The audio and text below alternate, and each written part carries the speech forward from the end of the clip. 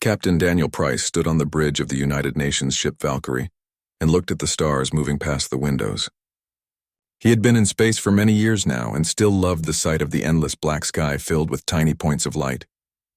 Humanity had been exploring the galaxy for 30 years and had met many different alien species during that time. Most of these aliens were peaceful and kind. They liked to trade goods and share knowledge. They came from worlds that were gentle and safe compared to Earth. Daniel often thought about how different humans were from the other species in the Galactic Council. Humans could lift heavy things that would crush most aliens. Humans could survive high speeds that would kill other creatures.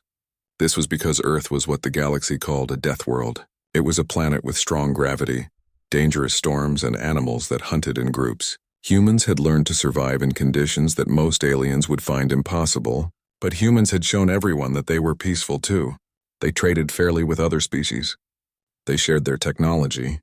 They kept their military small and only used it for defense. Daniel was proud of that. The Valkyrie was a survey ship. Its job was to explore new areas of space and study interesting planets. The ship had weapons, but only for protection against pirates or space debris. Most of the crew were scientists and engineers who wanted to learn about the universe. Daniel liked his crew. They were smart and hard-working. His second-in-command was Lieutenant Commander Lisa Hayes. She was sitting at her station checking the sensor readings when suddenly her face went pale. She looked up at Daniel with worried eyes. "Captain, we are getting a distress signal," she said. Her voice was shaking a little. "It is coming through the emergency channel on the council frequency." Daniel walked over to her station quickly. His heart started beating faster. Distress calls were rare in this part of space. The Galactic Council kept the trade routes safe, and pirates usually stayed away from protected areas. "Put it through," he told Lisa. She pressed some buttons on her console, and suddenly a voice filled the bridge. It was speaking in broken Standard Galactic, which was the language that all the different species used to talk to each other. The voice sounded scared and desperate. "This is the merchant vessel Bright Horizon," the voice said. "We are under attack by Krathis raiders. Our shields are almost gone. We have civilians on board, including children.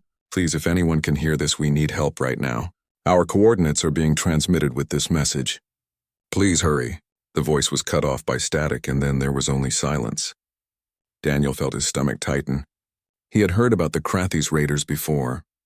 They were pirates who operated outside council space and attacked ships that were traveling alone. Lisa turned to him with her fingers already working on her console. "Sir, the Bright Horizon is a Valerian cargo ship," she said. "According to our database, the Valerians are one of the founding members of the Galactic Council. They have no weapons at all, not even defensive ones. They rely completely on council protection for safety." Daniel nodded. He knew about the Valerians. They were gentle creatures who looked almost transparent. They had evolved on a world with very low gravity and calm weather. The idea of violence was foreign to them. "And the Krathis?" he asked, even though he already knew the answer. Lisa checked her computer. "Pirates," she confirmed. "They operate outside council space and raid merchant vessels. They have old military weapons that are strong enough to destroy any civilian ship." She paused and looked at her captain. "Sir, the Bright Horizon is 12 light minutes away from our current position. If we push our engines to maximum speed, we could reach them in 40 minutes. Daniel looked at the tactical display on the main screen. It showed the position of the Bright Horizon and the estimated location of the attacking ships.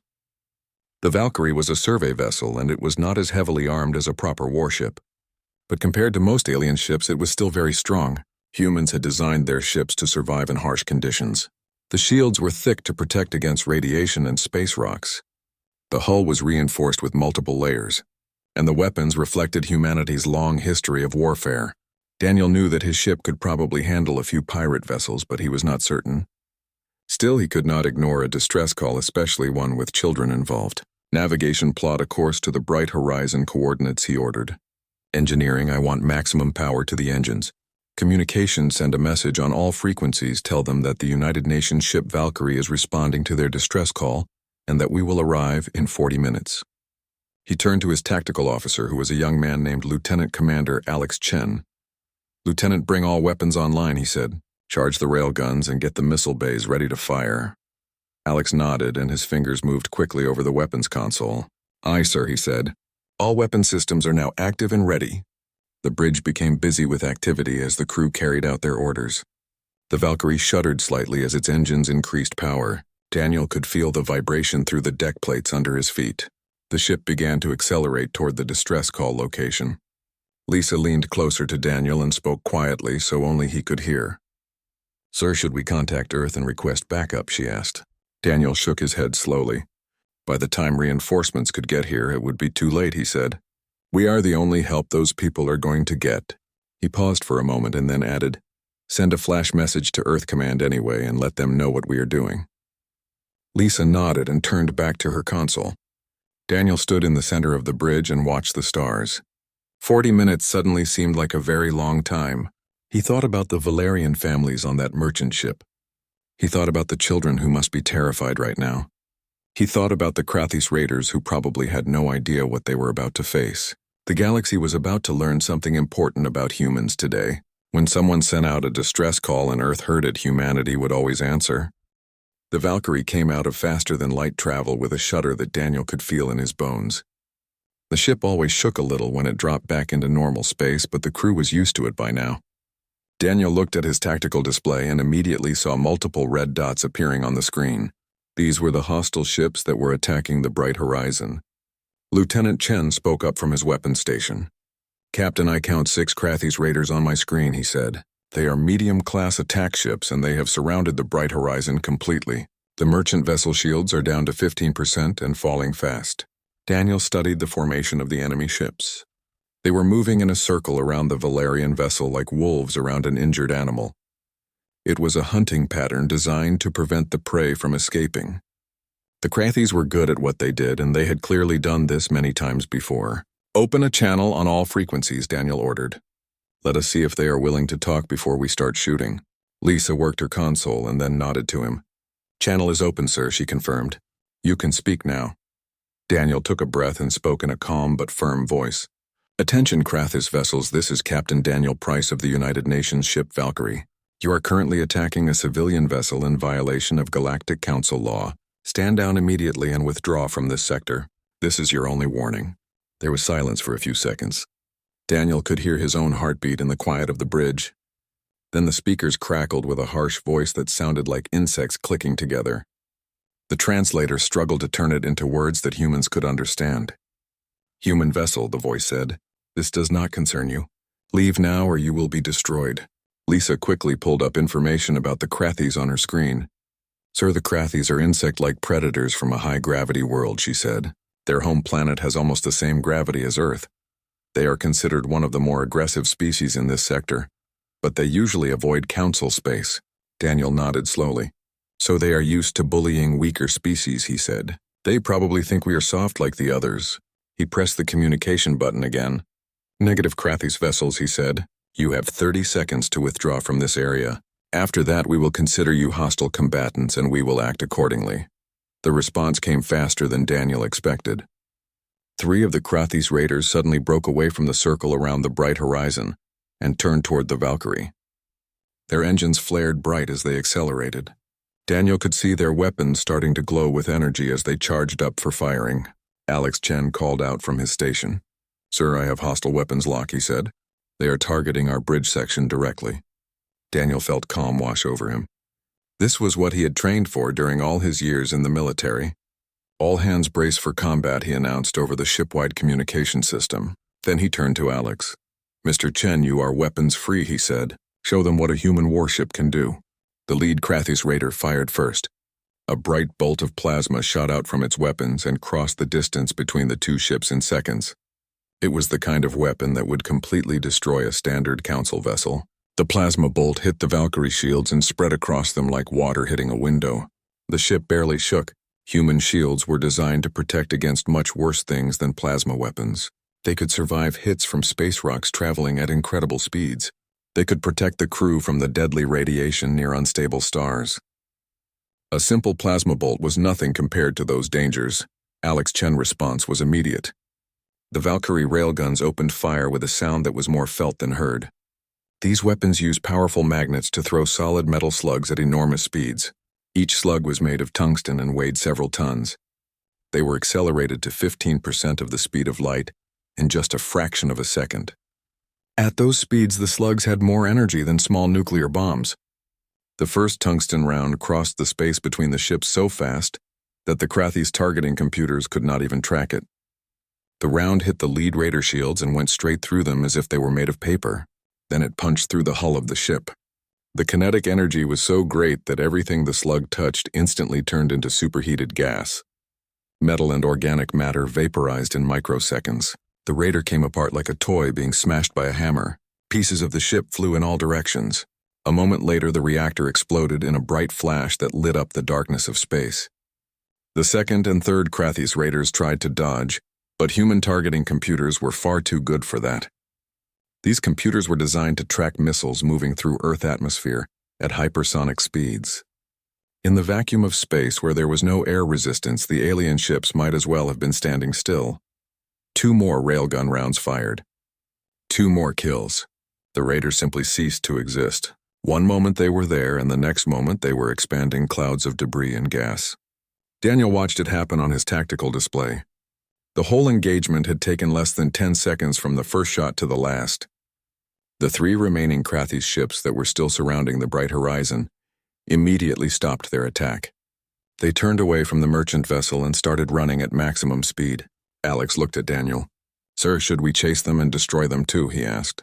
Daniel shook his head. "No," he said. "Our priority is helping the bright horizon and making sure those civilians are safe. Let the runners go. They will spread the word about what happened here today." Lisa opened a communication channel to the merchant vessel.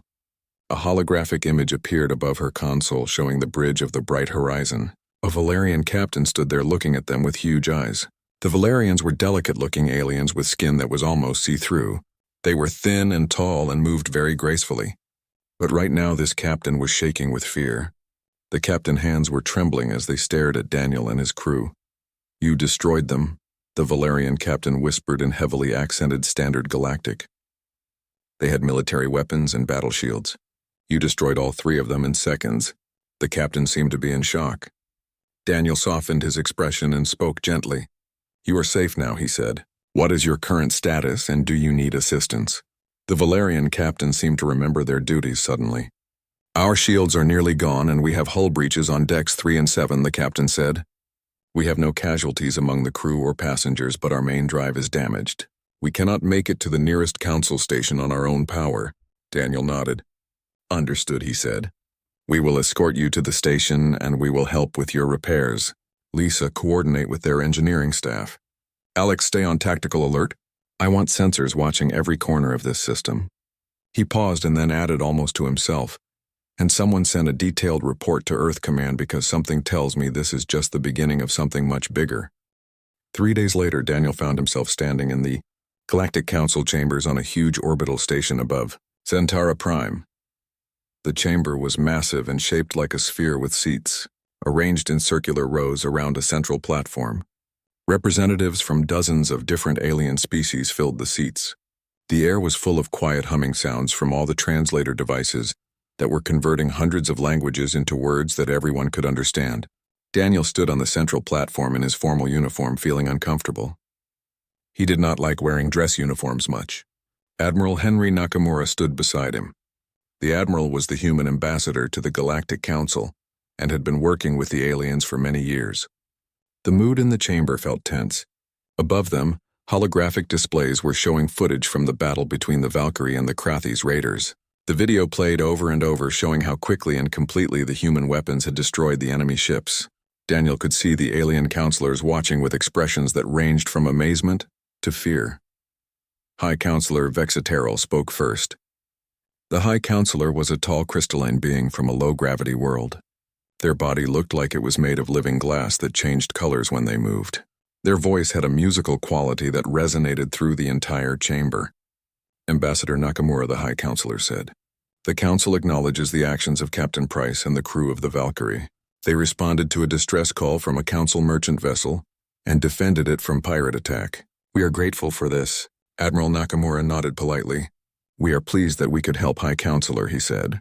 However, Vexiteral continued, and Daniel could hear worry in their tone. "The manner of that defense has raised significant concerns among the Council members. The weapons employed by the Valkyrie are far more powerful than anything we anticipated. The Krathis raiders were destroyed with minimal effort. Their shields and hulls and their very existence were obliterated in seconds. A murmur ran through the chamber as other counselors began talking among themselves. Counselor Mirlana, who was a Valerian like the captain that Daniel had rescued, raised one delicate hand. "High Counselor, if I may speak," she said. "The bright horizon would have been destroyed without the Valkyrie intervention. My entire species owes humanity a debt of gratitude for saving those lives." Another counselor spoke up. This one was a bulky Torgathian with thick armored hide covering their body. "The Valerian speaks from emotion and not from reason," the Torgathian growled. "Yes, lives were saved today, but at what cost?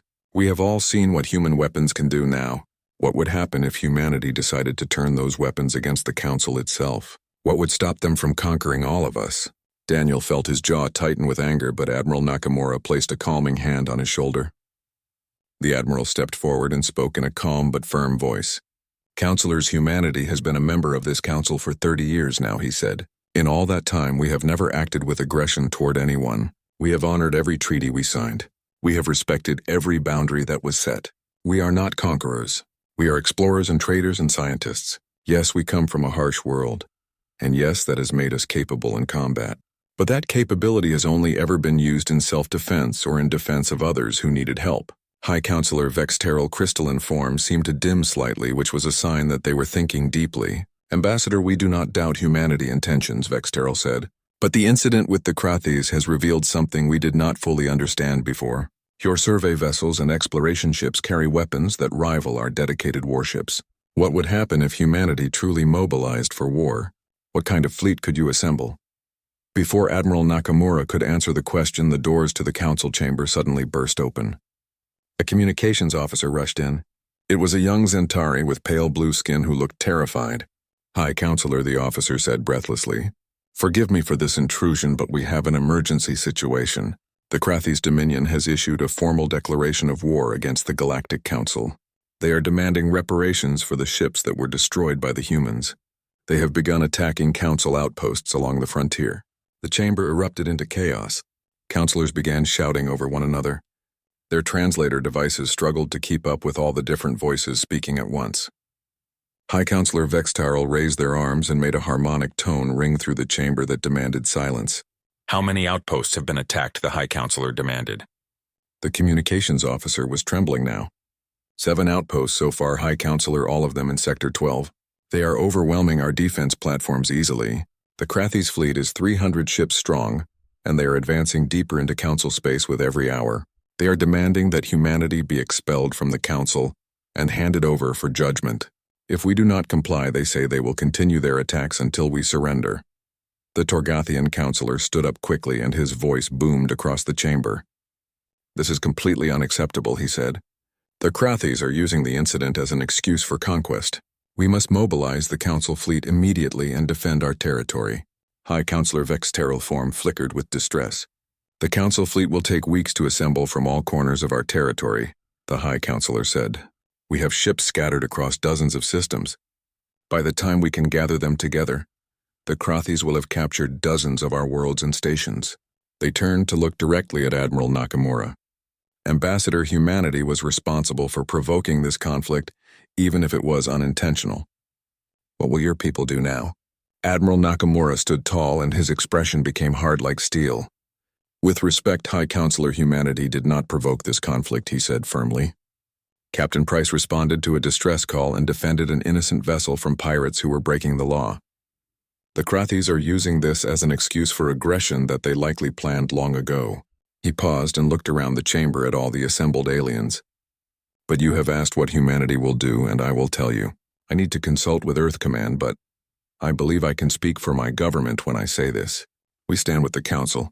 If the Krathis want a war, then they have chosen the wrong species to." Antagonized, Daniel watched as Admiral Nakamura pulled out his personal communicator and sent a coded message back to Earth. He knew what the message would say. He knew what Earth's response would be.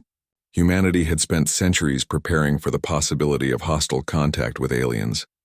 Their ships and weapons and training all reflected the harsh reality of Earth history. Humans had fought countless wars against each other and had learned hard lessons about survival. Now the galaxy was about to see what a Deathworld species could truly do when they were roused to war. The council chamber remained silent as everyone waited. Daniel could feel the weight of history pressing down on this moment. Everything was about to change. The distress call from the bright horizon had set events in motion that could not be stopped now.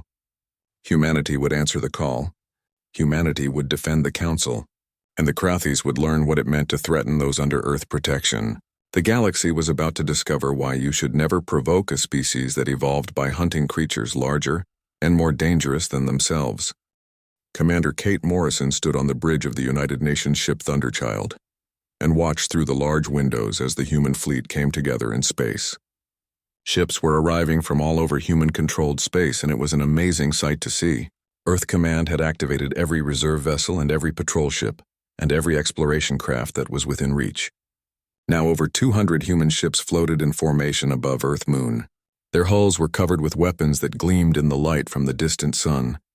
The Thunderchild was one of the new Dreadnought-class vessels that had been designed specifically for fighting large space battles. Where the Valkyrie had been a survey ship with some defensive weapons, the Thunderchild was a true warship built for combat. Twin railgun batteries ran along its spine like the backbone of some ancient predator. Missile pods covered its hull like armor scales. Its shields were strong enough to survive sustained bombardment from multiple enemy ships at once. But the Thunderchild was not even the largest ship in the fleet. That honor belonged to the United Nations ship Constitution, which was a carrier vessel. The Constitution could hold 50 fighter craft inside its massive hangars, and it served as the mobile command center for the entire fleet. Commander, we have an incoming transmission from Admiral Garrett on the Constitution, her communications officer reported. Kate turned to face the holographic display as it came to life. The image showed Admiral Patricia Garrett, who was a woman in her 60s with sharp, intelligent eyes and silver hair, pulled back in a tight military style. Commander Morrison, give me your status report, the Admiral said. All systems are working perfectly, Admiral Kate replied. The Thunderchild is ready for deployment and my crew is prepared for combat. Admiral Garrett nodded with satisfaction.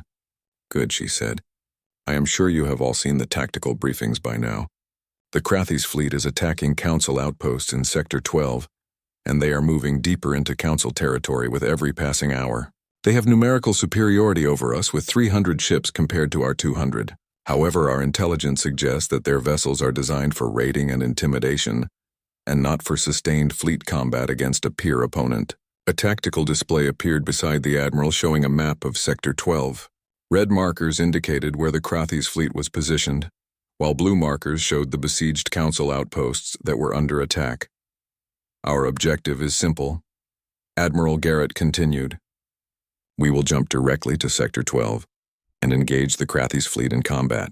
We will defend the Council outposts and drive the Krathis back to their own territory. Rules of engagement are as follows.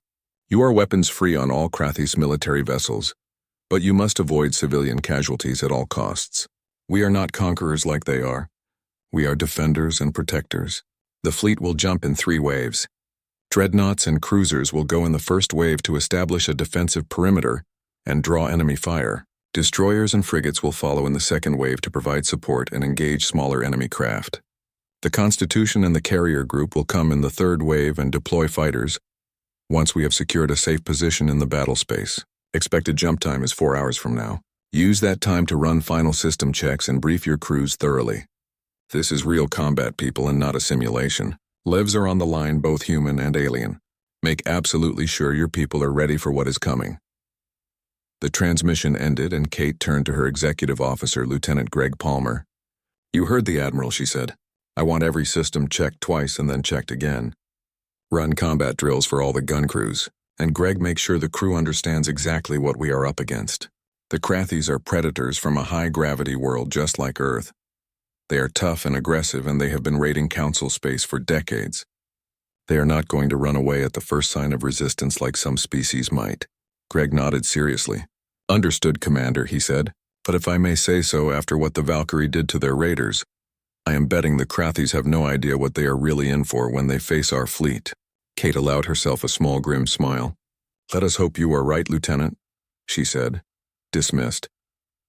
As Greg left to coordinate with the other officers, Kate returned her gaze to the window and the assembled fleet beyond.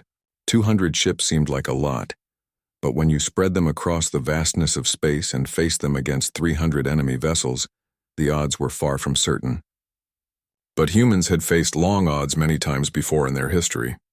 Earth past was filled with stories of outnumbered forces achieving victory through superior tactics and technology and pure determination. If the Krathis expected humanity to back down or surrender, they were about to learn a very hard lesson about what Deathworld species were capable of doing. 4 hours later, the moment arrived and the fleet jumped to faster-than-light travel. The sensation was always strange and disorienting, as if reality itself was bending and twisting around the ship. Physics seemed to break down for just a moment. But the Thunderchild crew was well-trained and experienced. They emerged from the jump with all systems still working perfectly. All ships reporting successful jump arrival, the communications officer announced from her station. First wave is now in position and ready for combat. Kate studied her tactical display with growing concern. Sector 12 looked like a war zone already. 3 council outposts were completely dark with no signals coming from them at all. They had been destroyed or captured. 4 more outposts were under active bombardment. Their shields were flickering and failing, as Krathis ships poured fire into them without mercy. Surrounding it all like a swarm of angry insects was the Krathis fleet. The enemy vessels had an angular and brutal design. They were covered in what looked like chitinous armor that gave them an organic appearance like giant space bugs. They moved in coordinated packs, working together to overwhelm individual targets through sheer numbers and sustained firepower. But as Kate watched, something happened that made her jaw tighten. Several dozen Krathis ships broke off from their attacks on the outposts and turned toward the newly arrived human fleet. Their weapons were already beginning to glow as they charged up for firing. "Tactical confirm hostile intent," Kate ordered sharply. "Confirm, Commander," her tactical officer responded. "I count 80 Krathis vessels breaking formation and accelerating toward our position. They are targeting the lead ships in our formation, including us." Kate felt her heartbeat become steady and strong as adrenaline sharpened her focus and cleared her mind. This was it. This was the moment everything had been building toward. "All ships, this is Thunderchild Actual," she said over the fleet communication channel. "We are weapons-free.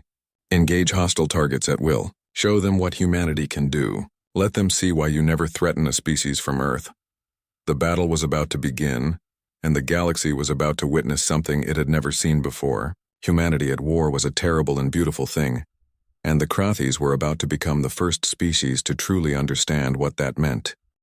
The battle began with a brilliant flash of light that painted the darkness of space in shades of violence and destruction. The Krathis fleet was confident in their numerical advantage and their experience from years of successful raids. They charged toward the human formation like a massive wave of chitinous armor and glowing plasma weapons. The Krathis had fought Council defense forces many times before, and they knew exactly how those battles went. They would overwhelm enemy shields through sustained bombardment and exploit any weaknesses in formation. They would board disabled vessels and eliminate the crews. These tactics had worked perfectly for decades against species who had long forgotten what true warfare really meant. The problem was that the Krathis had never fought humans before, and they had no idea what was coming. The first wave of Krathis ships opened fire at maximum range. Plasma bolts and energy beams converged on the Thunderchild and its sister dreadnoughts from multiple directions. These weapons were powerful and designed to punch through standard Council shields and reduce civilian vessels to molten slag in seconds. Against the Thunderchild, shields which had been engineered to withstand the deadly radiation of stellar storms and the impact of space debris traveling at relativistic speeds, the enemy fire barely registered at all. Kate watched the tactical display as wave after wave of enemy fire washed uselessly against her. Shields like water against solid rock. Tactical return fire with all batteries, she ordered. The Thunderchild railguns spoke with a violence that was hard to describe in words. Tungsten penetrators that each weighed several tons were accelerated to 15% of light speed in just milliseconds by powerful electromagnetic fields. They crossed the distance between the fleets in heartbeats, moving far too fast for Krathis targeting systems to track, and far too fast for any evasive maneuver to matter at all. The lead Krathis ship never had a chance to understand what hit it. The penetrator struck dead center and passed through its shields as if they were made of nothing. It continued through the hull and through the ship interior. The kinetic energy was so immense that everything the round touched was instantly vaporized. Metal and organic matter converted to superheated plasma in microseconds. The vessel came apart like a fragile toy in a hurricane with debris scattering in all directions. That was just one ship. 20 human dreadnoughts opened fire at the same moment. 20 Krathis vessels simply ceased to exist in the span of 5 seconds. The mathematical precision of it was terrifying to witness. Human targeting computers that were designed to track hypersonic missiles through Earth. Thick atmosphere found the vacuum of space almost insultingly easy. Every shot found its target. Every hit was a kill. Every kill was instant and complete. The Krathis fleet recoiled in shock and confusion. Their commanders, who were monitoring the battle from their flagship vessels, watched their vanguard get annihilated before they could even close to boarding range. Panicked orders crackled across their communication networks. Some ships attempted to withdraw and retreat to safety. Others became enraged by the losses and accelerated forward, determined to close the distance and overwhelm the human vessels through sheer numbers and aggression. That was when the second wave of human ships arrived in the battle. Destroyers and frigates dropped out of faster-than-light travel in a precisely coordinated maneuver. They emerged at strategic points all around the Krathis formation in a perfect encirclement. These ships were smaller and faster than the dreadnoughts. They were designed for rapid engagement and tactical flexibility. Their railguns were lighter and their missile payloads were more varied. But against an enemy that was designed to fight peaceful merchants and lightly armed defense platforms, they were absolutely devastating. Daniel Price, who had been transferred from the Valkyrie to command the destroyer, Rampart watched as his tactical display filled with enemy targets. "Weapons, spread our fire across multiple targets," he ordered. "I want maximum coverage of the battlefield. Do not give them any time to regroup or reorganize." The Rampart missile bays opened wide and launched a full salvo of smart munitions that curved through space on pillars of brilliant white fire. Each missile was equipped with its own advanced guidance system that could track targets independently and adjust course during flight. The Krathis point defense systems, which were designed to intercept slow-moving projectiles, simply could not keep up with the speed and agility of human missiles. The missiles slipped through their defensive fire easily and detonated against enemy hulls. Shaped nuclear charges punched through thick armor and vented precious atmosphere into the cold vacuum of space. All across the battlefield, the same story repeated itself again and again. Human ships that were outnumbered but possessed overwhelming technological superiority carved through the Krathis fleet with surgical precision. The aliens desperately tried to adapt to the new threat. They tried to use their superior numbers to flank and surround individual human vessels. But human captains had trained for exactly these scenarios. They had run countless simulations against numerically superior forces since the very beginning of space combat doctrine development. When Krathis ships tried to flank human destroyers repositioned with bursts of thrust that would have turned most organic species into liquid paste from the acceleration, when the enemy tried to overwhelm through concentrated fire, human shields absorbed the punishment easily, and human weapons responded with devastating and accurate counterattacks. When the Krathis tried to close for boarding actions, human point, defense systems turned the space around each ship into an impenetrable wall of tungsten shrapnel that shredded anything that came too close. Then the Constitution arrived with its carrier group and everything changed again. Admiral Garrett watched from the Constitution bridge as her massive carrier launched its full complement of 50 fighter craft into the battle. Each fighter was small and barely larger than a civilian shuttle, but they moved with an agility that larger ships could never hope to match. Human pilots wearing special acceleration suits that kept them conscious through maneuvers that would instantly kill unprotected individuals through their fighters through impossible turns and rolls that defied belief. The fighters did not engage the larger Krathis warships directly. Instead, they targeted the enemy logistics vessels and supply ships and command craft that were hanging back from the main battle lines. Railgun fire from fighter-mounted weapons might not be able to destroy a battleship, but against unarmored supply vessels, the results were absolutely catastrophic. The Krathis rear line collapsed into complete chaos within minutes. Within 2 hours of the initial engagement, the battle was effectively over. Of the 300 Krathis vessels that had entered Sector 12 with such confidence, fewer than 50 now remained. Those survivors were fleeing at maximum speed back toward their own territory. The rest had been reduced to expanding debris fields and clouds of superheated gas that would drift through space for thousands of years as a permanent warning to others. Human losses were minimal. 3 destroyers had sustained damage, but all were repairable. No ships had been destroyed. There were 17 casualties among the crews, but thankfully none of them were fatal. Kate stood on the bridge of the Thunderchild and stared at the tactical display in something close to disbelief. They had expected a brutal and costly fight. They had expected to win if they were lucky, but to pay a terrible price for that victory. Instead, they had won decisively and overwhelmingly in a way that completely rewrote every assumption about relative military power in the galaxy. "Commander, we are receiving transmissions from the surviving Council outpost," her communications officer reported. "They are requesting permission to broadcast our battle footage to the Galactic Council chambers, so everyone can see what happened here." Kate nodded slowly. "Grant them permission," she said. "The Council should absolutely see what took place in this system today." Lieutenant Palmer stepped beside her and spoke quietly. "Commander, the Krathis will almost certainly seek revenge for this defeat," he said. "They will not accept such a humiliating loss easily." Kate agreed. "No, they will not accept it," she said. "But they will think twice before they attack Council space again. And every other aggressive species considering violence will see what happened today and reconsider their plans. Earth is a death world, Lieutenant. We evolved as persistence hunters and pack predators who brought down prey that was larger and stronger than ourselves, through coordination and superior technology. We survived ice ages and plagues and countless wars against each other. The galaxy is finally going to learn what all of that really means." 3 days after the battle, the footage played before a completely silent Galactic Council assembly. Every counselor from every species watched as the human fleet systematically dismantled the Krathis raiders with cold mechanical efficiency. When the footage finally ended, High Counselor Vextarel spoke.